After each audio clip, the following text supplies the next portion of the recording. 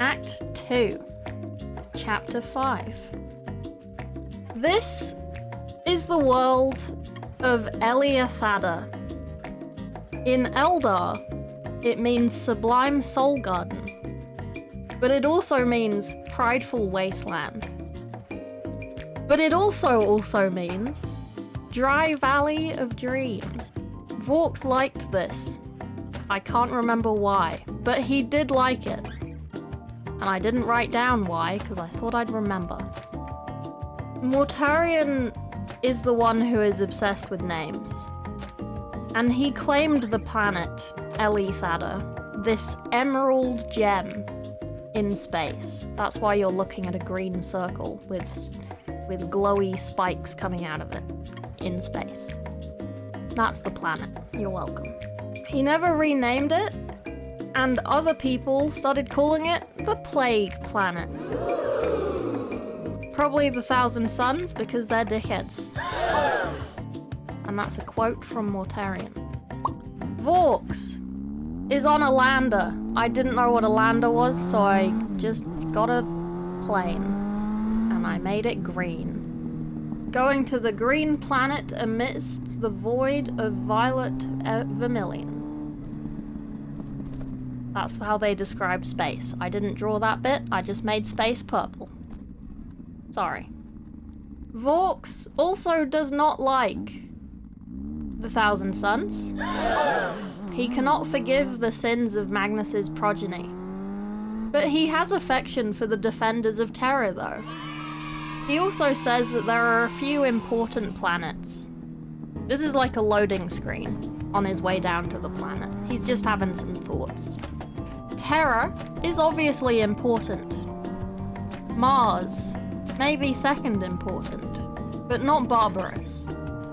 The Plague Planet is important. And that's all he says on that. And then in the distance, he sees a church. And he says this church is not in France. This church is called Evangelism and is the mother church. And they land.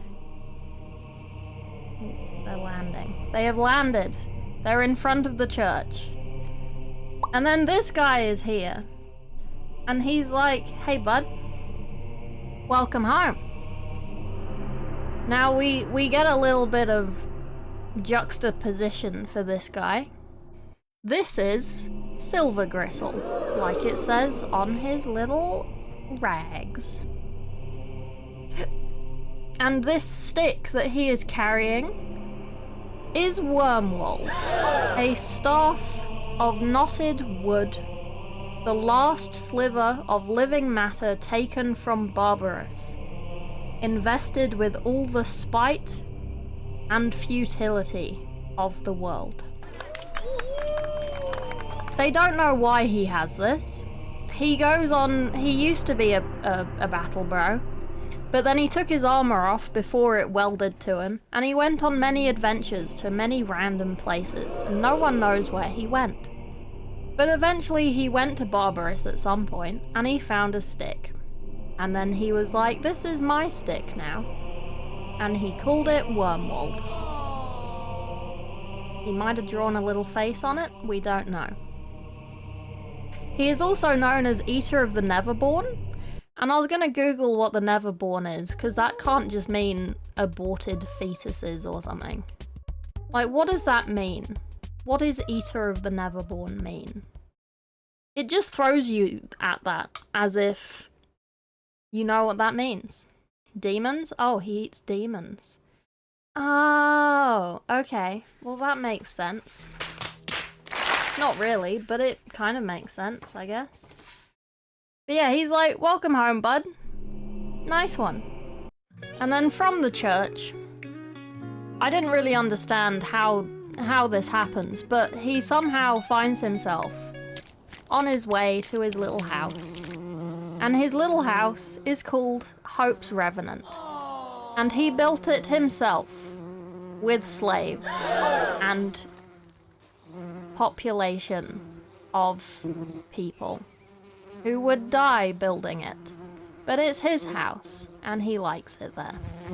He has a little man called Loam, who has a very equine face and very brown skin, like a horse. So I kind of drew him like a horse, with a long head. This isn't a quote from anyone saying anything, this is just the narrator, which is me. For the first time in a long while, Vaux is satisfied.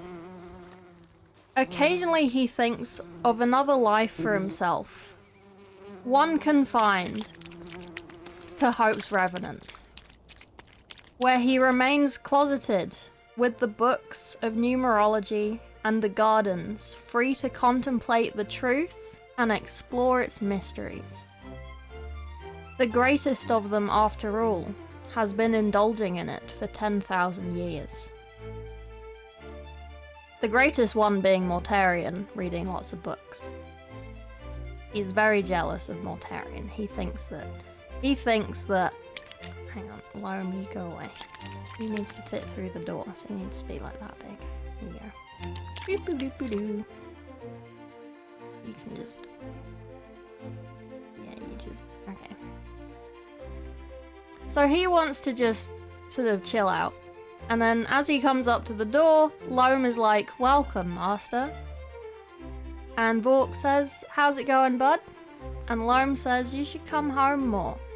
We miss you." Aww. And then there's a tower on his house. It didn't suddenly appear, but there's a tower on his house.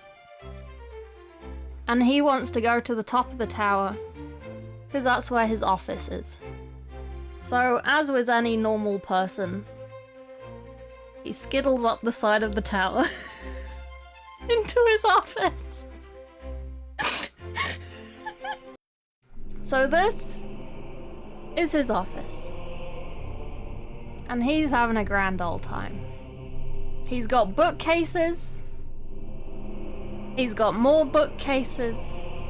He's got floating quills writing shit. He's got a lot of things. And he's writing down the full name, rank, location, calendar day in both Imperial and his own form of calendar that counts down towards the apocalypse, of all of the deaths at his hand. And he gets lost in this, and he monologues a lot to himself. But we don't hear any of that. They didn't write any of that down. They just said that he does that. And then boom. What do you want? You ever heard of manners? You ever heard of oral hygiene? He's ready. You've been 8 weeks, for fuck's sake. And then Vaux is like, "Oh, I feel like I only got here yesterday, but okay." And they climb down the tower, and they walk through the city into the Manse. The Manse fortress was built by Mortarion as a pettiness against the Emperor. The gate is 7 centimeters higher than the Eternity Gate on Terra, and the walls are steeper by 7 degrees. This is the inner court.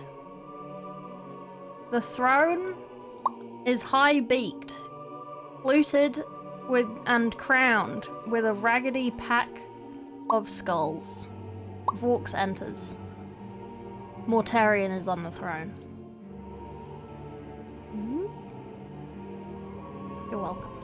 Look at this little guy. Look at him. Look at the glory of Mortarion. And this is where the monologuing starts. "Welcome back, Siege Master.